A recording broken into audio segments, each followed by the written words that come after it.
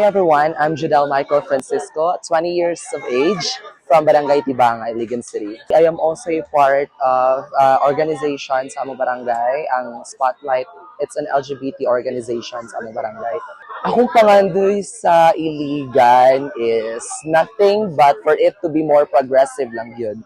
I hope na as we advance, technology advances, our society advances, I hope nga mo progress ug maayo ang Iligan at we will not go backwards. And I hope nga mas mamahimo tang progresibo sa atong kultura, sa lahi-lahi nato nga mga fields kumbaga. Hope lang pud na ako nga ang Iligan will be more united because I believe nga we have so much more in common than what separates us.